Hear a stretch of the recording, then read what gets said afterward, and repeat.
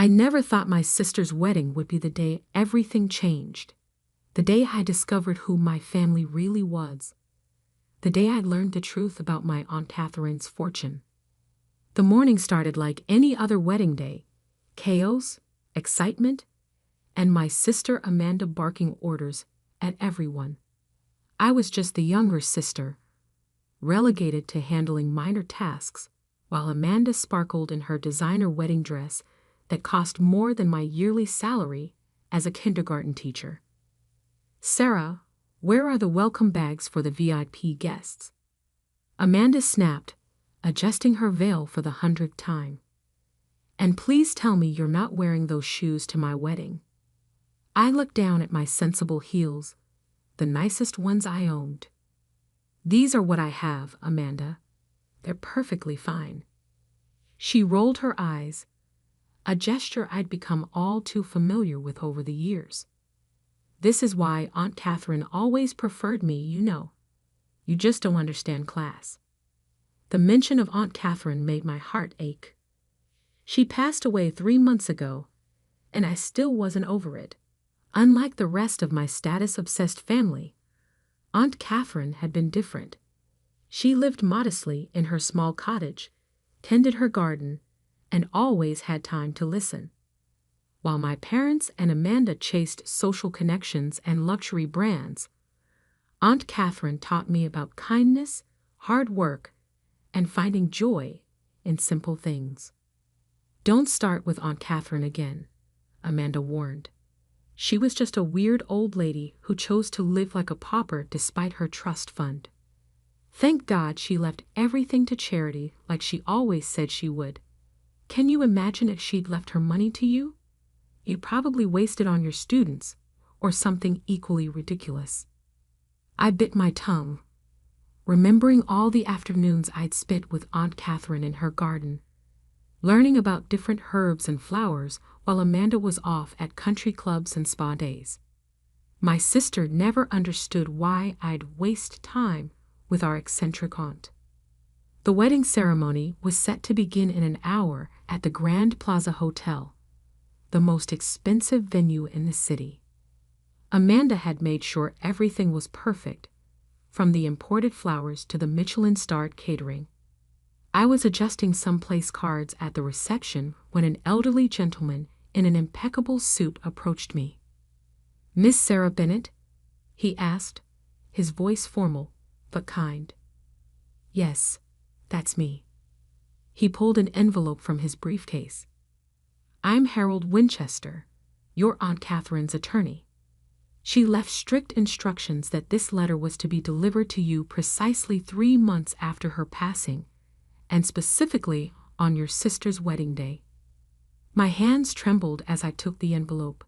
It was heavy, sealed with wax, in an old-fashioned way that was so typically Aunt Catherine. But before I could open it, Amanda's voice cut through the air like a knife. "Sarah, what are you doing? The ceremony starts in 45 minutes, and—" She stopped short, seeing the envelope in my hands. "What's that?" "It's from Aunt Catherine," I said quietly. "Her lawyer just delivered it." Amanda's perfectly made-up face twisted. Oh God, not more drama from that old woman. She's still causing problems even from the grave. Just throw it away, Sarah. This is my day. Our parents, attracted by the commotion, hurried over. "What's going on?" Mom demanded, her surgeon's trained eye taking in the scene. "Aunt Catherine left a letter for Sarah," Amanda said, her voice dripping with disdain. "To be delivered TODA of all days." Dad, never one for sentiment when it interfered with social obligations, checked his Rolex.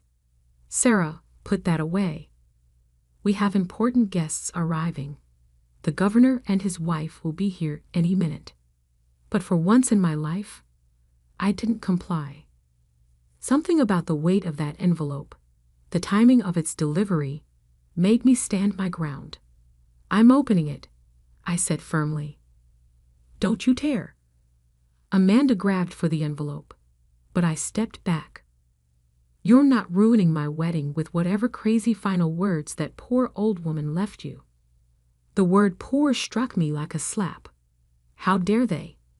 How dare they dismiss Aunt Catherine, who'd shown more love and wisdom than any of them? With shaking fingers, I broke the seal and opened the envelope. Several documents fell out, along with a letter in Aunt Catherine's elegant handwriting. As I read, the world seemed to stop spinning. My dearest Sarah, the letter began.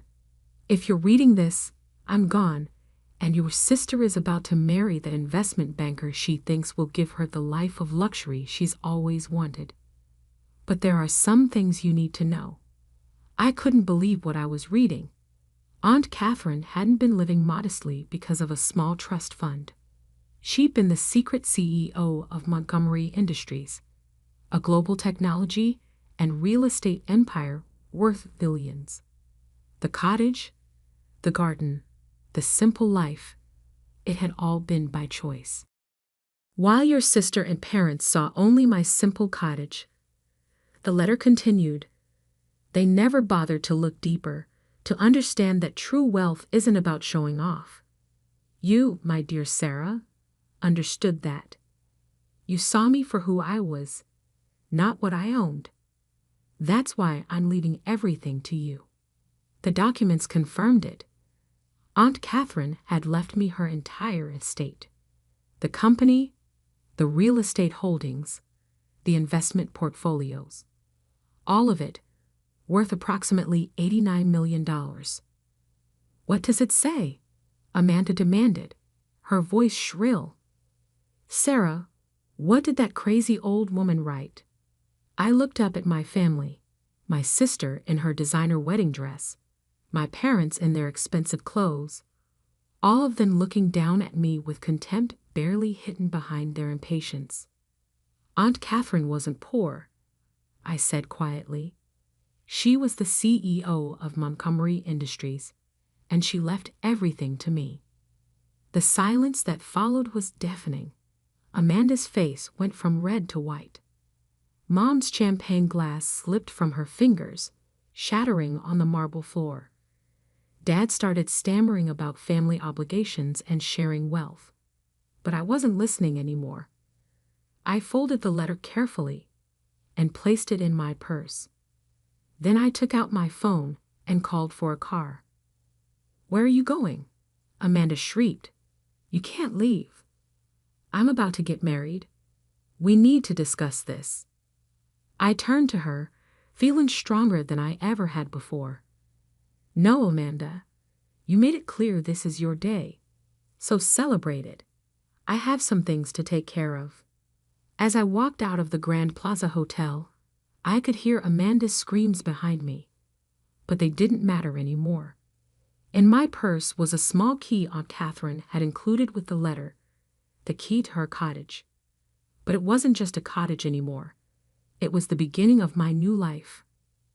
Mr. Winchester was waiting by the hotel entrance. There's a car ready, Miss Bennet. And the board of directors is expecting you tomorrow morning at 9 a.m. Your aunt spoke very highly of you. I nodded, thinking of all those afternoons in the garden. Aunt Catherine hadn't just been teaching me about herbs and flowers. She'd been teaching me about life, about business, about being strong without being cruel. As the car pulled away from the hotel, my phone exploded with messages from Amanda and my parents. I turned it off. They'd had years to show me love and respect. Now they had to live with their choices. The car headed toward Aunt Catherine's cottage, my cottage now. And somehow, I knew this was just the beginning of the story. The next morning felt surreal as I walked into the towering Montgomery Industries headquarters. The security guard smiled warmly. Good morning, Miss Bennet. Mr. Winchester is waiting for you in the penthouse office. My aunt's office, my office now, took up the entire top floor. Floor-to-ceiling windows offered a breathtaking view of the city, but what caught my eye was the small herb garden tucked in one corner. Even here, Aunt Catherine had kept her connection to simple things. "Your aunt spent every morning tending those herbs," Mr. Winchester said, following my gaze. "She said it kept her grounded, reminded her what really matters." Before we could begin reviewing the company documents, my phone buzzed. I had turned it back on to find 47 missed calls and over 100 messages. Now, Amanda was calling again. Against my better judgment, I answered. "How dare you?" she screamed. "You ruined my wedding. Half the guests left after your dramatic exit. The governor's wife was asking questions about Aunt Catherine and Montgomery Industries. Do you have any idea how embarrassing that was?" "I'm sorry your wedding didn't go as planned," I said calmly, channeling Aunt Catherine's strength. "But I'm not sorry for opening that letter. We're family." Amanda's voice suddenly turned sweet. "We need to discuss this inheritance as a family. Daddy's already talking to his lawyers. You can't possibly handle a company this size. You're a kindergarten teacher, for God's sake." Mr. Winchester, who'd been pretending not to listen, handed me a stack of papers. The top document made me smile. "Actually, Amanda, I can. Aunt Catherine spent the last 5 years secretly training me. All those weekends I spent at her cottage. We weren't just gardening. She was teaching me about business, investments, leadership. She documented everything." There was a long silence. Then Amanda's true colors showed again. "You conniving little snake. You manipulated her, turned her against us. We're going to contest this will, and when we win, you'll be sorry." I ended the call and turned to Mr. Winchester. "They're going to contest the will." He smiled.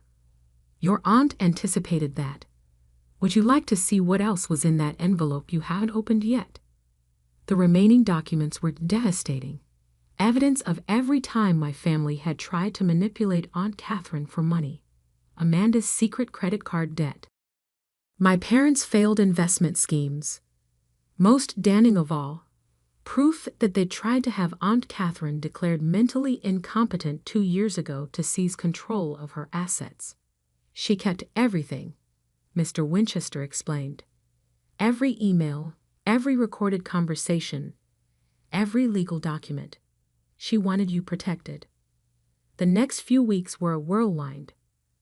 While my family filed their lawsuit, I immersed myself in learning the company. The board of directors, who'd all known about my secret training, supported me completely. Aunt Catherine's executive assistant, Maria, became my right hand, helping me navigate the corporate world. My family's lawsuit fell apart spectacularly. Their lawyers quit when presented with the evidence of their previous attempts to seize Aunt Catherine's assets. The judge was particularly unimpressed by Amanda's tearful performance about family loyalty, especially after seeing the recordings of her mocking Aunt Catherine's pathetic lifestyle. But the final straw came during a settlement meeting 1 month after the wedding. My family arrived with a new lawyer, clearly expecting to negotiate. Instead, they found themselves facing the board of directors and a presentation of their own financial misdeeds. "You've been using Montgomery Industries' subsidiary companies to secure loans and credit lines," I explained, watching their faces pale. "Aunt Catherine allowed it because she believed in giving family chances. That ends today." "You can't do this," Dad sputtered. "We're your parents." "Parents who haven't called me once without mentioning money since the wedding," I replied. "You have 2 choices. Drop the lawsuit and pay back everything you owe, or I'll press charges for fraud." Mom burst into tears. "But Amanda's wedding put us in debt. We had to maintain appearances." "A wedding you didn't even invite Aunt Catherine to," I reminded them. "Though now I understand why. You were afraid she'd show up in her gardening clothes and embarrass you in front of your society friends." In the end, they signed the papers dropping the lawsuit. Amanda stormed out, screaming about betrayal. Mom couldn't look me in the eye. Dad tried one last time to talk about family obligations, but fell silent when Mr. Winchester started pulling out more evidence files. 6 months later, Montgomery Industries was thriving under my leadership. I'd launched a new charitable foundation in Aunt Catherine's name, providing scholarships to underprivileged students and funding community gardens in urban areas. The herb garden in my office had expanded, and I spent every morning tending it, just like Aunt Catherine had. I kept her cottage exactly as it was, spending weekends there to remind myself of what really matters. The corporate world was exciting, but true happiness came from staying grounded, just as Aunt Catherine had taught me. The last I heard, Amanda's marriage was already in trouble. Apparently, her husband wasn't as wealthy as she thought, and their lavish lifestyle was built on debt. My parents had downsized, selling their mansion to pay back what they owed. They sent Christmas cards, full of hints about reconciliation, which I filed away with the rest of the evidence. One quiet evening, as I sat in Aunt Catherine's cottage garden watching the sunset, I found an old diary of hers. The last entry made me cry. "My dearest Sarah, you think I've been teaching you about herbs and flowers, but I've been teaching you about life. In a world obsessed with showing off wealth, you've learned the value of simplicity. In a family obsessed with status, you've stayed true to yourself. You're ready now. Ready to lead. Ready to show that true power comes from kindness, not cruelty. The garden will always remind you, the strongest plants aren't the showiest ones, but the ones with the deepest roots." I looked around at the thriving garden, at the empire I now commanded, and smiled. Aunt Catherine had given me more than just wealth. She'd given me wisdom, and that was worth more than all the millions in the world. The cottage doorbell rang.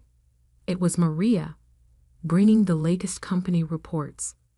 But mixed in with the paperwork was a newspaper, Amanda on the front page, her perfect life crumbling as her husband's financial schemes came to light. I set it aside without reading it. I had more important things to do. There were herbs to tend, a company to run, and people to help, just as Aunt Catherine had taught me. After all, that's what real family does.